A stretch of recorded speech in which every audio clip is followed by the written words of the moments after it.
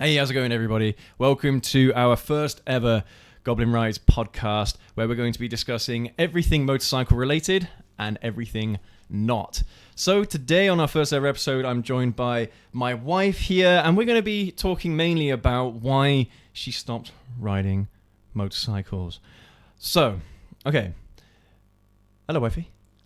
Hello. It's been a little while since you've shown your face on the channel, isn't it? Has been, yeah. So, all right.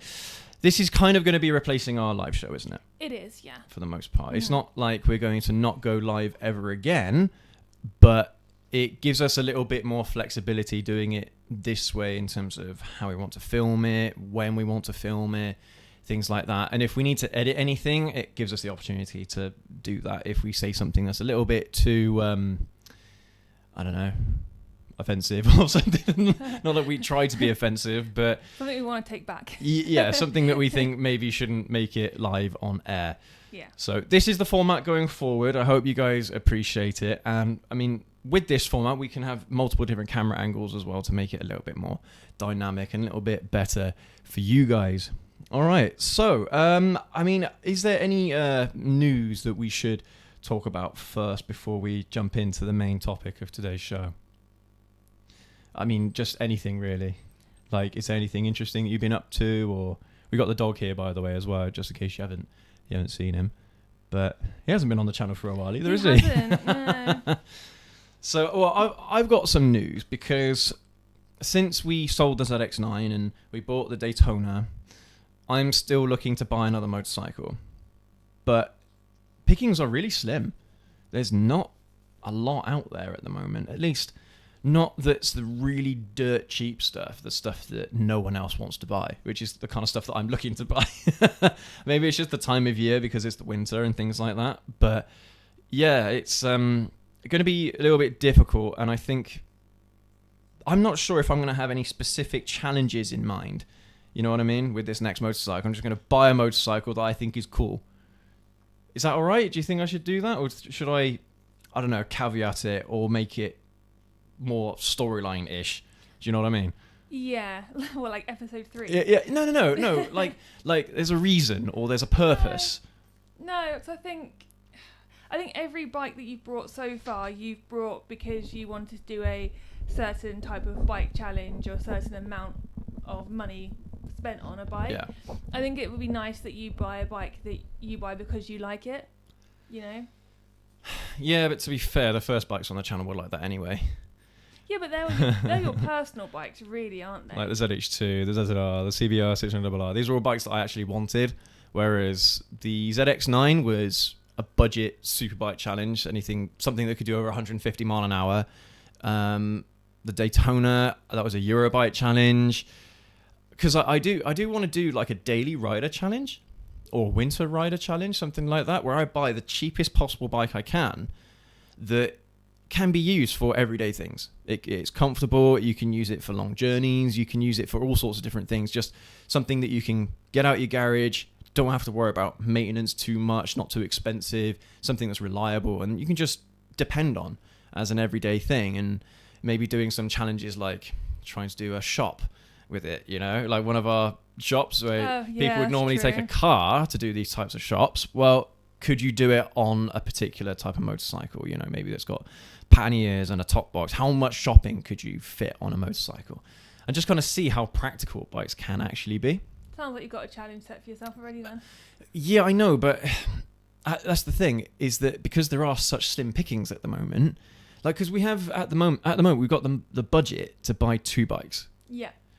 There's 2 issues. One is where we're going to store 2 bikes. I mean, we're having trouble just trying to find somewhere to store one other bike because we've still got your Ninja 125 as well. Yeah. When that sells, I do still want to buy another 125 anyway to replace it.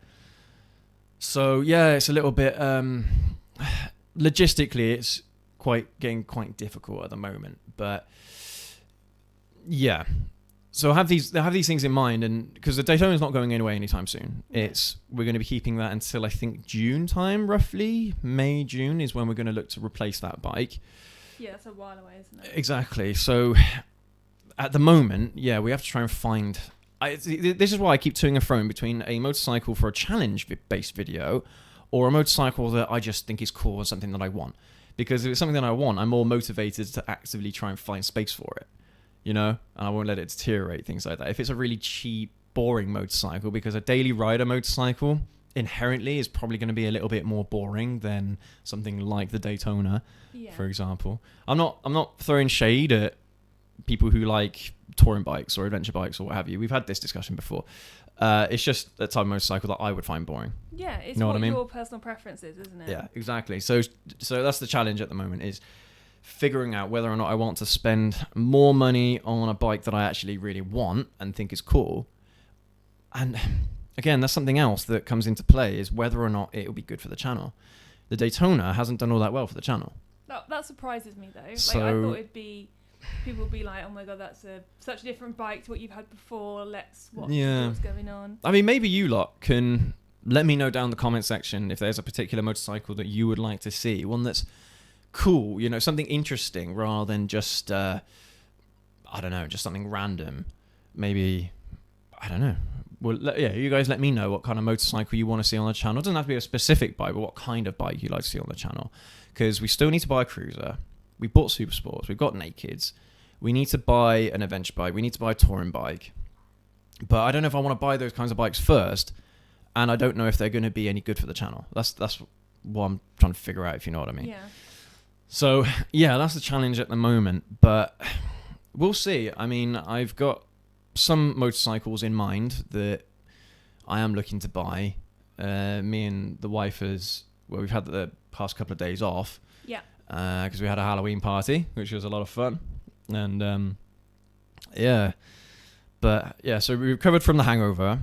And, well, I was going to try and see if I get a motorcycle today, but it doesn't look like that's going to happen, unfortunately, because for some reason people don't want to they don't want to get back to you when you inquire about They don't actually want to sell a their bike. bikes. So that's interesting as well. But yeah, so that's pretty much what's happening at the moment. I mean, I still haven't had an opportunity yet to talk to completely about what's going on yet. Maybe I can go this week. I don't know. We'll see.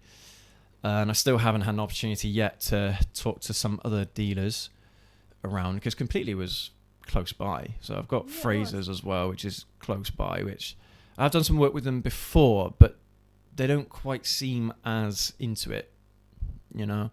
So we'll see. I'll go back to them again. They don't seem to have demo bikes all year round. At least that's the impression that I got last time. So yeah, a lot of it's going to be maybe springtime. February, March time is probably when we're going to get some more bikes on the channel.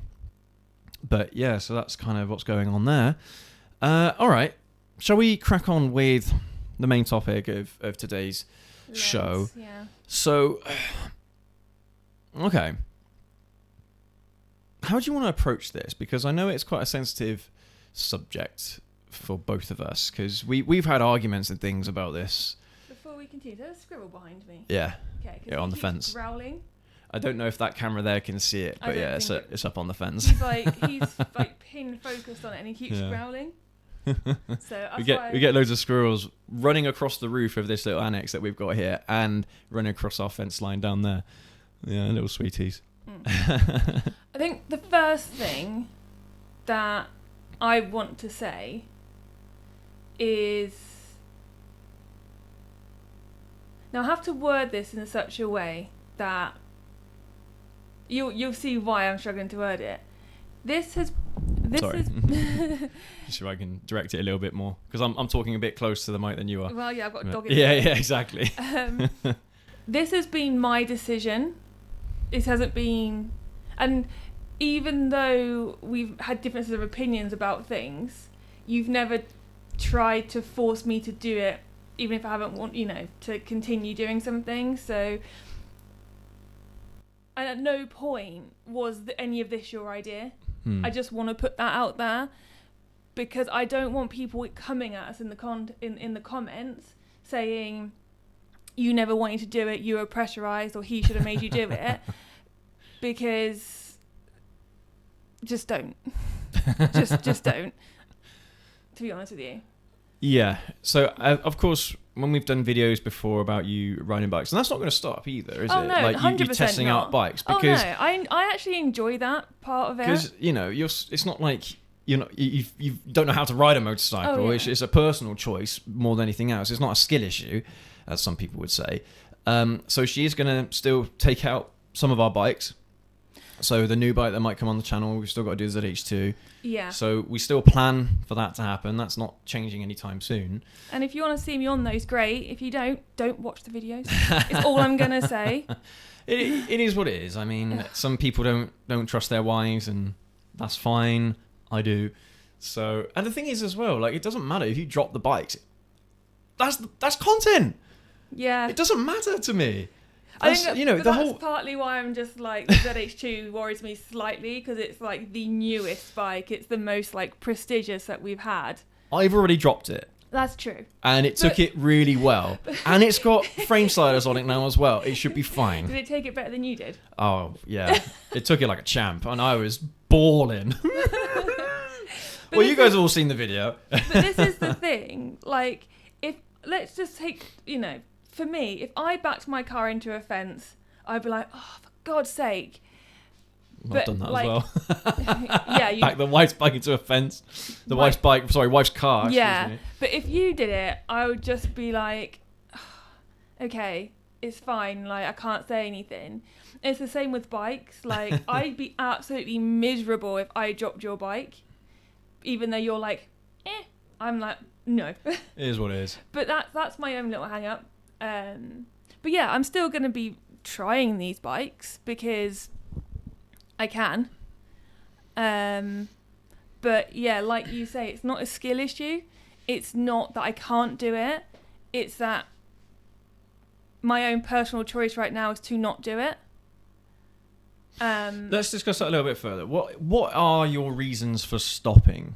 So, because obviously you've got your Ninja 125. You had that for, we've still got it, but how long have you had that for? Since 2020. Yeah, so 4 years now. 4 years you've had that bike, and I think I've put more mileage on it than you have. Oh yeah, 100%. And that's not an insult. That's just fact. That's just the way it is. Because I wanted to shoot content on that bike because that bike gets a lot of views, and beginner motorcycle content gets lots of views in general. It gets more views than anything else. Don't buy it. It's a sale. Well, I did think about that, but the type of stuff that I want to be doing on a 125, that bike's too nice for. Yeah. I want to get something, again, dirt cheap, something that's like £700, £600 max. Something that's really bad. Something that I wouldn't recommend anyone buying. Right. And seeing how good it is or isn't. Yeah. This is the thing. When we take it for the MOTs, they always have a little giggle. And I'm just like, I'm keeping it in pristine condition. Don't damage it.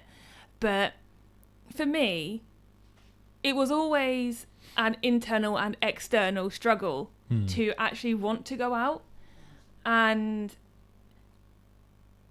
I think that became I don't want to say source of conflict, but it became a sore point between us. Mm-hmm. That you didn't want to ask me to go out because you knew that I'd be not defensive. What's the word I'm thinking of? Opposed to the idea, I guess. And then I would always get a little bit like, is he going to ask me to go out? Okay, come on, you can do this. Stop being a baby, sort of thing. And it was always an internal conflict between myself. And the most frustrating thing is always getting home and me being like, I had a lot of fun, and you'd be like, yeah, I told you would. Do you know what I mean? Not in like a told you so way, but in like a I knew you would.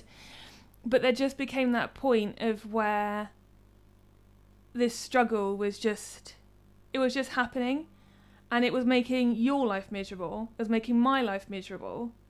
And did you have any idea why that was happening? Why that internal struggle was there? I haven't actually got any idea. Is it anxiousness or nervousness? Or I think there's been a few factors that have made me very much want to step away. Oh, she's getting upset. It's all right. It's okay. I don't know how blunt I can be. No, you be blunt. Go for it. Yeah, you can if you like. Yeah, I can bleep it out if I need to. it was something I really wanted to do. And I wanted to be good at, and I wanted to be confident about it. And I wasn't, and that's on me for not going out enough. Like, I can't put that blame on anyone else. Like, I think the thing is, you've got to be able to own up to stuff, and I didn't put in, I put in like 80%, maybe 50% of the time, and every other time, it was either I was being defiant about it. That's the word, defiant. Defiant. I was either being defiant about it, or I was being like trying to prove a point, well, I can do it, and I just didn't like who I was becoming. And like I say, the stress it was causing between me and you, I was like, I'm not happy, you're not happy, why don't I just own up and say I don't think I want to do this anymore, or for the time being? Because I've had this conversation with my dad. Didn't I approach you about it first? And You I was did. like, look, if you really don't want to do it, then let's just cut our losses. And It's do you all know right. what the funny thing is? I'd been probably waiting, like, and not, oh God. The thing is, before I say anything, whatever I say in this is going to get misconstrued. No, And there's going to be some arsehole in the comments No, who's going to say whatever. Because some people are fucking nasty. Yes, And they you are. know who you are. And you've targeted me personally. So fuck you, basically. Putting that out there, don't have to make the cut, but whatever. It's fine. But, like, you've never... Right, so, yeah, what I'm trying to say is, when you said to me about, you know, like, if you don't want to do it anymore, and I have to say, the way that you approached it was actually the best way for me, because you weren't confrontational. It was just like, if you don't want to do it, it's okay. Like, you've tried it, and the funny thing is, for like that week leading up, I was thinking, I have to tell you that I don't know if I want to do this anymore, but how do I say this to you? And it wasn't because I can't talk to you, it was because how do I word this without sounding like I'm throwing my toys out the pram? Yeah. And, do you know what I mean? Like, in an adult, sensible way. And again, because it's something that I'm passionate about, you didn't want to let me down in a way, right? I That's get it. I get it. And like I say, I didn't put everything in, and I have this weird kind of like, I don't want to let my bike go because it's mine, but like I'm paying for it and I'm not using it. Yeah. So it's just like wasting. I don't want to say it's wasting money because I have it, but I'm not using it, and it is sitting there going to waste. For me, that was the biggest source of stress, was Yeah. that we were paying a lot of money for that bike. And it wasn't being used. And I think this is a good lesson for anyone to learn. If you are looking to get started in motorcycles, you've never done it before, don't buy a new bike, because you'll pay a fortune on it. And if you don't like it, you're stuck with that bike. Like, yeah, you could try selling it within 6 months or something like that, but you know you're going to lose money on it. So it's a bit like, well, what do you do? That's why always buy an old bike, a used one. It doesn't have to be old, just a used one that if you drop it, it doesn't really matter. If you don't like riding, it doesn't really matter. Things like that, where it's not a lot of risk that you're taking financially to try and make it happen. I think because I was late 20s at that point, financially, like, I could do it, so I did do it. And that, I mean, that doesn't mean you should. No. It just meant that I could, so I did. And I remember having this conversation with my dad, because I was like, oh God, I've got to tell my dad as well now. Oh, okay. I didn't realise he'd actually stopped riding for like 10 years, and then he went back to it. Yeah. And he was like, you may end up going back to it. And I was like, I may, but I may not. But yeah, I mean... Same thing happened to me, but it was for different reasons. It was because I was getting bored. Yeah. And I realised it was because I was riding the same... Dog hair. Yeah, dog hair. I realised I was riding the same bike. I've been riding the same bike for nearly 10 years, and I was getting bored of the experience. And so, so I stopped riding. At the time, I thought to myself that I've ridden this bike. They're all going to feel the same, aren't they? And that's the kind of mentality that I had at the time. And it was only when I bought my ZZR, I got back onto the bike, and I've been riding it for a few more years after I stopped, so to speak. But it was only at that point, when I was like, right, you know what? I've got a little bit of cash. Let's have a look at a new bike. Let's see what the experience is like. Yeah. And then that has spawned this entire passion for me that I never had before. This level of enthusiasm that I never had before, and it was all because of that ZZR. And ever since then, that spawned the channel, you guys. That bike was the inspiration behind this channel. And it was a case of me just trying to express how amazing this motorcycle was and how it's changed my life. And so it is different in that regard. But at the same time, I think it's worth pointing out that despite the fact that I want everyone to be riding motorcycles, I want everyone to enjoy them, that isn't practical. Not everyone is going to enjoy motorcycles. The only thing that I ask of people, or insist, if you like, is to try them out. Could you have this? this thing. Yeah, he's Here you making a go. mess on me. Oh dear. Come here, Bob. Oh, he can mess you now. Bibbly bobbly. I think one thing I do want to say is that me stopping riding is not because I don't love motorbikes. I still love the fact that you do them. I still support that you're doing them, and I'll still ride them, and I'll still pillion, much to your disgust. But I'll still do that, and I still want to go to like the BSB and be involved in that and kind of be all up to date on everything that's going on. But that's, for now, that is my involvement. That is where I'm happy to be. Yeah. And I mean, the thing is, for anyone who thinks, oh, we knew this was going to happen, like, she obviously wasn't into it, like, you don't know me. Like, you don't. The thing is as well, different people have different reasons for why they do something and why they don't. And let's be frank, all right? Riding a motorcycle is scary for a lot of people. Yeah, it is. Even just something like I was watching another podcast. I think it was Ben Fowler. I can't remember. But the presenter was saying how anything to do with bikes, not motorcycles, bicycles, anything to do with bikes, he can't do because he can't keep his balance. Right. And for me, that just seems so alien because keeping my balance on a motorcycle seems so easy. Second nature to you, though, isn't it? But it's not always the case for everybody. And I think a lot of people forget that physiologically, not everyone's the same. No. Like, but just because you might find something easy, like you love drumming, you find drumming easy. I can't, music in general, I can't do it. I can't play keyboard. I can't, as much as I love my music, I can't play a guitar, can't play drums, I can't do anything. No music related, no woodwind, whatever, brass, I can't do any of it. And that really frustrates me, how every single time whenever I've attempted it, it just doesn't sink in. I just don't get it. And that's what it is for me. So, and I'm 100% sure that there are people out there that's how they feel about something like bikes. Yeah. When it comes to driving, I feel like it's a little bit different because everyone feels like they have to.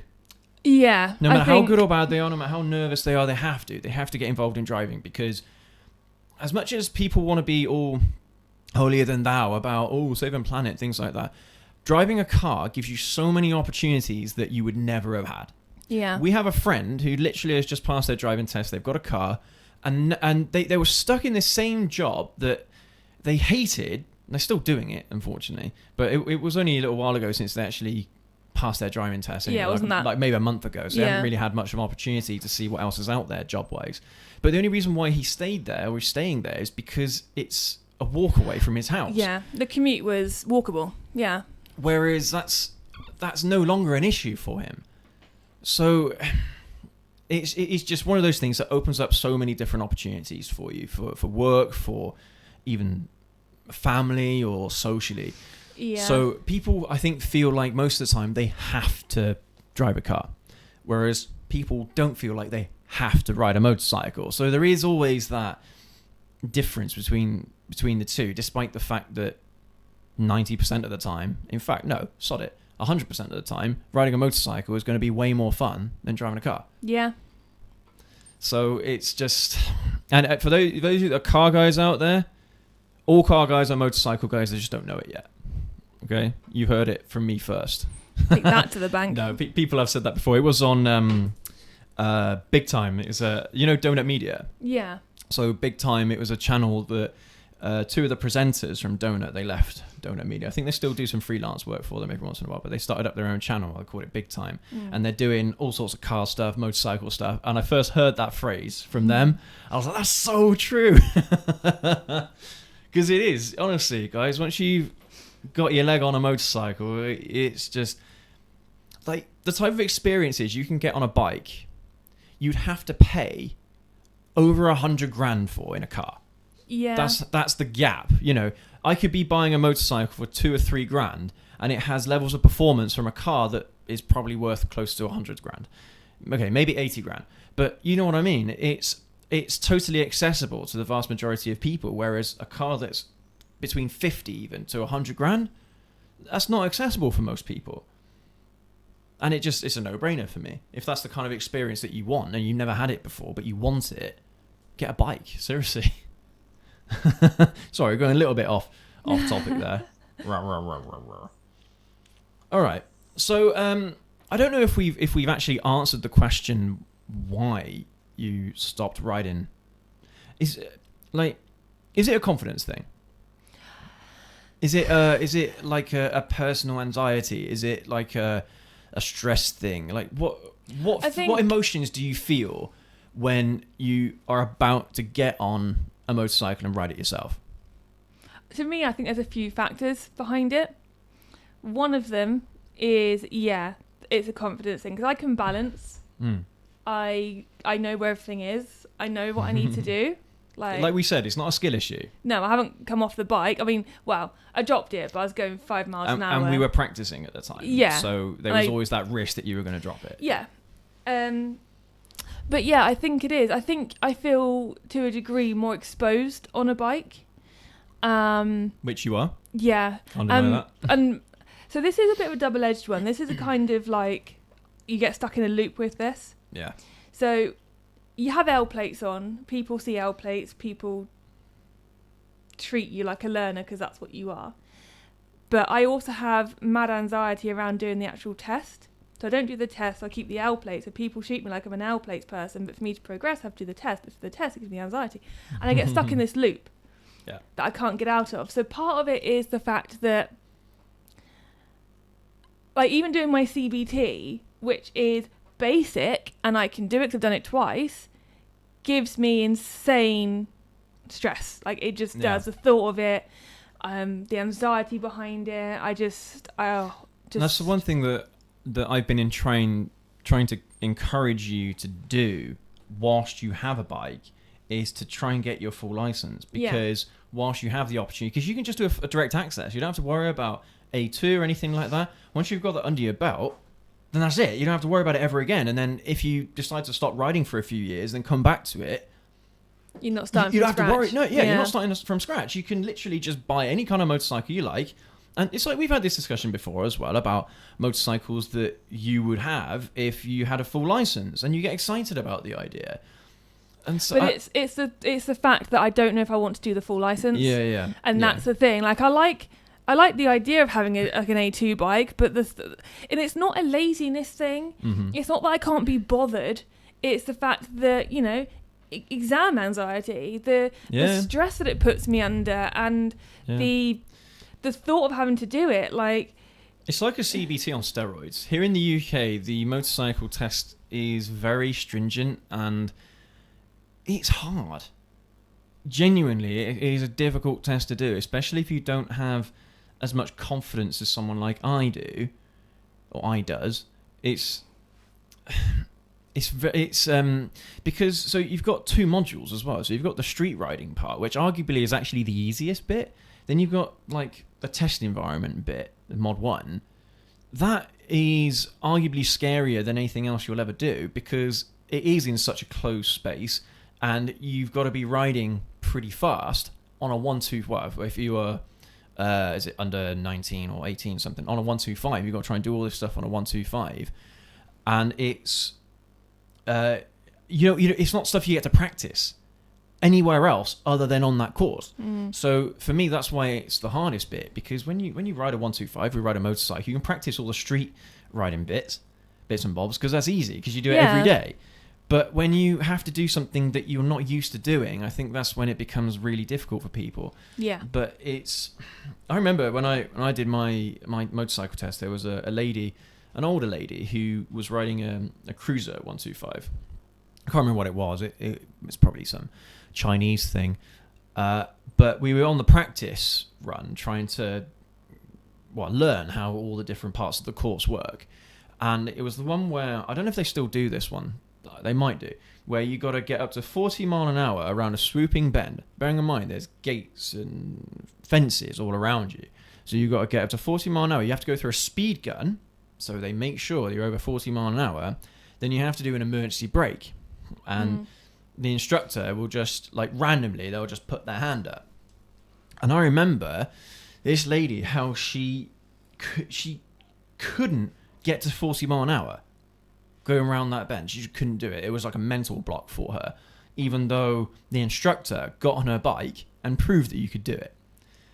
And it's just one of those things, again, like, mentally, sometimes you just can't do something. Like, you see someone else do it, and you logically, you understand that it can be done, but in your head, you just don't get it. You don't understand how to do it. It's really funny, because that is what I was trying to explain to you yesterday about my martial arts. Yeah. Exactly what I was trying to say. I can see it. I know it should be able to happen. Mm-hmm. But me being able to go through these steps and get it to work for myself, no, doesn't work for me. A lot of that comes down to the instructor, though, how they teach you. Because if one way isn't going in, they have to try and find another way for you to understand. Well, that's why I kept... So it clicks, you know? Yeah, well, that's... Yeah. But this is the thing. I mean, one thing I am going to say is my second CBT... I was almost put off entirely from my first CBT. Yeah. I think we've discussed it before. I'm not going to go into it now, but it was bad. Mm-hmm. And I actually think I went home even more discouraged than I was when I arrived. Yeah. I'd wanted to do it even less. A lot of CBT instructors are bad. But the second guy I had, he was really good because it was me who was just redoing the CBT. And do you remember what the school was called? I got it in my emails, but on my other phone. Okay, because if they're good, we should probably give them a shout out. And so they if you live in the Gloucestershire area, we should probably let you guys know. Because they do Gloucestershire, Worcestershire, and Bristol. I think they do quite a lot.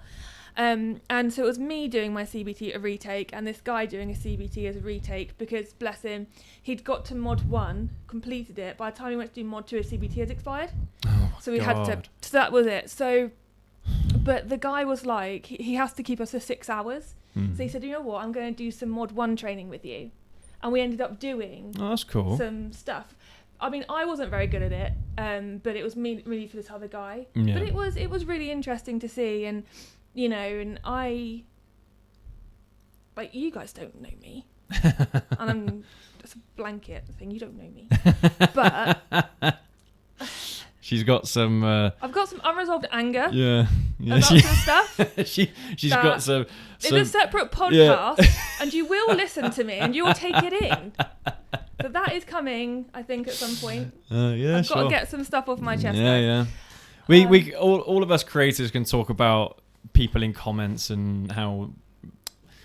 But I have personal beef. Well, it's because we were watching the Fluffy Gabriel Iglesias, excuse me, Fluffy Iglesias. He's a comedian. He's a Mexican comedian, and he was talking about cancel culture in one of his gigs. That's literally what it is. You know, when someone just leaves a comment and they're like, for example, I had one the other day, and I got so annoyed with it, I just deleted it. I don't usually do that. There are some really horrible things, but my mood that day just didn't allow me to accept this comment. But anyway, it just said, I don't recommend this channel. Yeah. And I mean, I'll say, that one's gone now, it's fine. I'll say what I was thinking at the time. Because I said it to you, didn't I? I said, because I was drunk at the time as well, because this was during our Halloween party, funnily enough. And I said, the first thing I thought to myself, well, I don't recommend your mum. But yeah, slight tangent. But no, what was I? Well, yeah, but that's literally, so when someone writes something that is very negative and they don't explain why, that's cancel culture. Yeah. So there is something that, and I am going to probably take over one of the next podcasts because there's some stuff I just want to get off my chest. Okay. All right. Just going to say that. But I'm a very apologetic person. Mm-hmm. I will apologise, and then you'll tell me to not apologise, and I'll apologise for apologising. And I really do get in my head about it. But this one guy, this instructor, I kept apologising. I wasn't getting it. He said, we've got all day. He said, don't worry about it. Like, it doesn't matter. And actually, because we were doing other stuff, we ended up going on a really good ride at the end. Anyway, so it wasn't... The first CBT almost absolutely destroyed my confidence, and I was almost like, you know what, like, send the bike back. I don't want anything to do with this anymore. It was awful. It was really, really bad.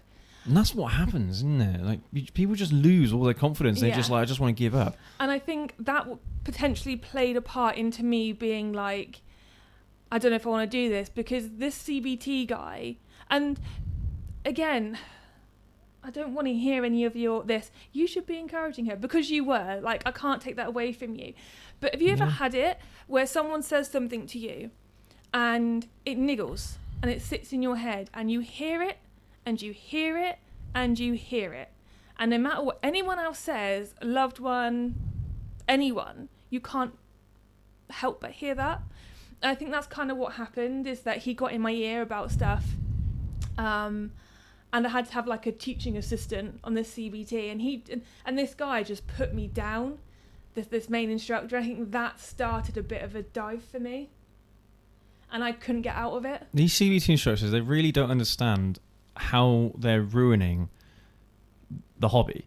And this is the thing, I was the only girl there, and I felt like I was being picked on, to the point that he said, if you can't get this, you'll go home. I almost felt like saying, I'm done. Yeah, I'll go home then. Screw you. Literally, that is the attitude that people have when you put them down like that. And it was difficult, because I was like, no, I'm here, I want to do this, like, this is something that I need to do. But yeah, I was kicked down for it. This is something else that I will mention as well. If you're not confident on a motorcycle, even though that's what you want to eventually do your CBT on a scooter. Just and that's actually what ended up happening to me. Yeah, just request to do your CBT on a scooter. They're much easier to ride. They're much easier to grasp. And the CBT is just like a piece of red tape.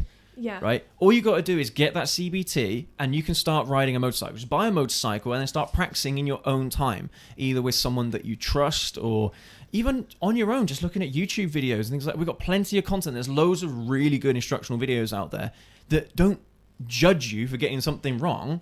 All you got to do is watch it a few times until you get it. You start understanding, and then you start experimenting with how to do it. That's how I did it. Yeah. I learned how to ride a motorcycle all off my own back, because I did my CBT when I was 16.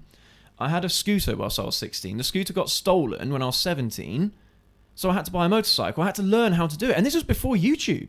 Yeah. Well, I say before YouTube. This would have been in its infancy. Yeah. But there was no motorcycle instructions back then on the internet. All right. I had to figure it all out for myself. You can do it, but these days there's so much on the internet in general, on Reddit, on YouTube. There's so much advice. And if any of you lot, of course, have any questions about how to ride a motorcycle, drop it in the comments. Either I will get back to you, or someone else in our little community will get back to you. Oh, that's something as well that I should mention. We got 16k subscribers recently. And that might not sound like a big thing to you lot, but for me, it was huge, because you know how I mentioned before about how the doubling of everything? Yeah. Well, it's still following that same pattern. So this time last year, we had 8,000 subscribers. The year before, that same time, so in October the year before, it was 4,000 subscribers. And it's constantly doubled every single year. And 16 was a huge number for me, even though, 20 is just on the horizon. Like, we should be able to get up to 20. I was going to say before Christmas. Maybe not. It might not be before. It might be in January, maybe February, because most of our views come in from spring all the way through until autumn. Yeah. And then during Christmas and winter, the views tend to die down a little bit, because not many people are riding bikes, right? So it's not as much enthusiasm around that kind of content. But yeah, I just wanted to point that out. So thank you everybody for supporting us over the years. I know that it's been we don't get everything right all the time, and that's part of the process, I suppose, of being a content creator, is learning, getting through it. But yeah, I just want to thank you for your support and for helping us out and making that dream of being able to do this full time. It's becoming more of a reality. Yeah, it's getting closer and closer. So yeah, thank you guys for that. But okay, well, I mean, we're not going to say never. No, to you riding. I don't like to say never, but I think if there is anyone like that's watching this that maybe feels like I do, and is like, I've done my CBT once, and the guy wasn't, or girl, because assholes of both genders. Yeah. Everyone has an arsehole. Yeah, and everyone can be one. If and you're thinking, oh, that CBT person really put me off, like, try someone else. It may be that you've just, like me, had the wrong person. But yeah, for me, for me it's just not right now. Mm-hmm. Like I said, there's been numerous factors. Some of it's my own confidence. Some of it is my own, what was the word I used? Defiance about not doing it. And some of it has been, unfortunately, an earworm that's been put in my ear by a very sexist old man that made me feel like I really shouldn't be there. I mean, that's something we can talk about as well, is sexism within. Yeah, that's a whole different podcast. Because it is a very male-orientated hobby, and it does beg the question, why? Yeah, and you know what I mean? This is the thing, like, it's never been a case that you've tried to discourage me or you've tried to force me into something. You've tried to encourage me, but I think when you saw how unhappy I was getting, you were like, okay, let's kind. It's all right. Are you done? Let's down to our last camera. I'm joking. Let's kind of reassess this, and but that's where I am for now. Yeah. It's an emotional topic for me, as you can tell. It's emotional for both of us because it's obviously, it's one of those things that I hope to enjoy together. But look, it is what it is, Some people aren't into it the same way as I do. It's always the same old thing, isn't it? You might be really into something and you want everyone in the whole world to be as into it as you are, and it just isn't the case. So it's not. It's just the reality of it. Yeah. So, but it also as much as I want to encourage you, it's not. It's not going to affect our relationship or anything like that. It wasn't a clause in our marriage. No, exactly. No. It's not contractual. It's just one of those things. It's just what it is. It's the same like video games, isn't it? I'm not going to have the same taste in video games as you are. No. So I think the biggest issue for me, like I said, was because of that financial investment that we made. And it was a huge financial investment. It was, yeah. Okay, all right. 5 or 6 grand might not sound like a lot. But that's a lot of money. And with interest, because it was a hire purchase agreement with interest, like you probably would have paid close to 10 grand for that bike. Oh. Exactly. And that was what pissed me off. No, it wasn't because you weren't as into it as I was. It was because we had this financial investment that we put. Well, yeah, that's why you don't buy new. Yeah. If it's your first bike, you don't buy new. And now we know. Now we know. All right. We've made this mistake, so you don't have to. Literally, yeah. So if it's one of those things that you guys are thinking about doing, you guys, women, whoever, don't buy something really nice and fancy. Buy something that is cheap. Something that you don't have to worry about financially. So it doesn't eat your finances as hard as it has. What you could do is buy a older, more rundown 125, do your CBT, and if you decide that you don't want to move on, and then once you do your CBT, then do your full test, and then if you decide you don't want to move on from 125, get a nicer 125 at that point. Yeah. Because you've got that experience, you've got that license behind you, and then you can get a more expensive. Don't get something run down though. No. That's not the. That's not the word I meant. Yeah. Get something that we recommend, something that's no more than 10 years old, less than 15,000 miles. All right. Well, it could be older than 10 years old if you like. All right. Something that's post 2010 with less than 15,000 miles. And it's not falling apart, basically. Yeah. Okay, because that's another thing you don't want, is to have this new motorcycle, and new to you anyway, and all of a sudden it breaks down. Yeah. That's the worst experience ever, especially for a new rider. It leaves you on the side of the road. A motorcycle should never, ever leave you on the side of the road. If it does, you bought the wrong one. Yeah. Okay, so just follow our guidance. We've got videos out there about how to buy a 125. I can't remember what it's called off the top of my head, but I'll leave it in the video description if I remember. But yeah, just search up buying guides on YouTube or on Google, what have you, and you'll get loads of really good information about how to find a good one. I think that was the title of the video, actually, how you can find a motorcycle and know it's a good one. All right, so just search for that, Goblin Rides, and then you'll find our video. Because yeah, that's helped out a lot of people as well. But all right, everyone. Well, I think this is a video that's a long time coming. So I want to thank you for bringing up the courage to come and talk about it, because it is a difficult topic, and I just appreciate your honesty, because at the end of the day, it's one of those things where someone else might be feeling the same way as you are. And I think the thing is, the difference between, and this is not to take away from how anyone else feels, the difference between me and how other people are feeling is that I'm on a public platform. Right. And I have all the people watching this judging me. Anyone in any other video I've been in judging me. Yeah. That's the difference. Yeah.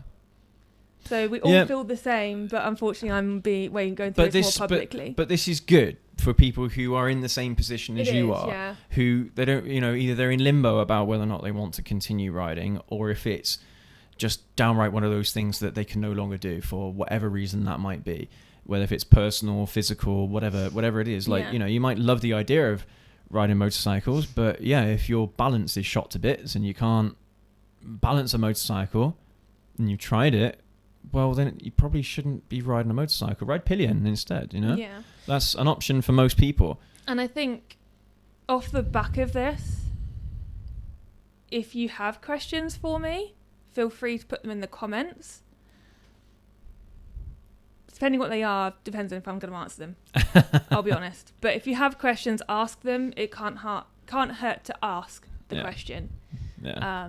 And if I can, then I will answer it. Yeah. I'm sure that people have got questions off the back of this still. Oh yeah, and it's like when we've done the videos of you riding the other bikes as well before, the bigger bikes, because legally she's not meant to be doing it, even though it's in a controlled environment, and I trust my wife. People say things, oh, you're pushing her too much, and it's like, well, that's your interpretation. I mean, because you know this, don't you? Half the things that you've done throughout your life are because I've encouraged her to do so. Like when we went to Orlando, we shot some guns, it's something that she wasn't all that interested in doing. But you don't regret doing it. Oh God, no. That was an experience that I may not ever get a chance to do again. And that's, that's all that I'm trying to do, is allow my wife here to experience things that, one, not a lot of people would, but so she knows it's all right, that it's not going to be an issue. I've gone through I've had a lot of relationships in my life where people are constantly bringing me down, and it's still happening. So my confidence is not existent. The fact I have my own channel is completely separate, because I'm in my own little area, and it's all. But that's still different. A big thing for you to do, though, as well. It is, but because you're doing that all on your own. Because I'm not. Oh, you've got I don't have any involvement in the content that she does. I don't know about it because I don't, unfortunately, as much as I would love to read books, I don't. Again, I just don't find interested in reading books. Yeah, but yeah, you have helped me a lot with a lot of other things, and you have helped bring my confidence up. Yeah. So yeah. And kind of it. The thing is as well, it's not because I'm trying to lead you astray. Oh no. It's because I want her to experience things, and I don't want it's like it's okay to be afraid of something. Yeah. It's okay to be scared of doing something. There's nothing wrong with that. But if someone just gives you a little nudge in the right direction, that could mean the difference between you living a full life and not. Yeah. So it's like same riding bikes. But I will, again, full podcast coming regarding this. Again, people don't know me. People don't know you, Mhm. really. Not on a personal level, no. No, they don't know. Kind of.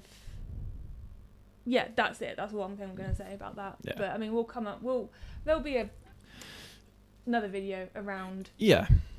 Yeah, and my obvious hang-ups. I suppose that this is a platform where we can talk about stuff on a more personal level. Yeah. When we're not having to try and present, or I don't know, we're not having to perform. Yeah. If you know what I mean. Yeah, no, yeah. It's this can be more of a chat. Yeah. But all right, everybody. Well, yeah, both these GoPros have died on us today, so we might have to figure something else with those in future. Yeah. But you know, I just hope that you guys appreciate this format. It is a new format, kind of the same as what we were doing live, because I don't want there to be a lot of edits involved and things like that. But it's an opportunity as well for us to go a bit more. It's more of a deep dive into us as people, and we're sitting in different seats. So. yeah, we're sitting in opposite seats today because I've got this monitor here. So that's a difference. Yeah, so it is a little bit different. Yeah. This time around, but for those of you who were looking for this kind of content again, I hope that scratched an itch for you, and we will go live, I think, towards the end of the year. Yeah. I don't know when exactly. We'll let you guys know in advance when that's going to happen, but yeah, we will do that, and just I'm glad to bring this kind of stuff back. Yeah. It is more because doing the live stuff was difficult. Yeah, it was. Yeah. Because we have more control over our release schedule with this. We don't have to do it every week. It's just we just have more control over the content in general, so it makes it a little bit easier for us rather than having to go live. And I hope you guys understand and appreciate that going forward. But yeah, and I hope you enjoyed this episode, our first ever episode of our podcast. And I don't know what we're going to call it yet, but I did tell you a little while ago what I wanted to call it. Do you remember? Yeah, I think so. Yeah. What was it? Do you remember? No. PodGoblins. PodGoblins. Oh yeah, that was it. PodGoblins. Yeah, that's so that might be the name of the podcast going forward, name of the show. Might be a working name if we think. But yeah, else. yeah, we'll see. Yeah. Yeah.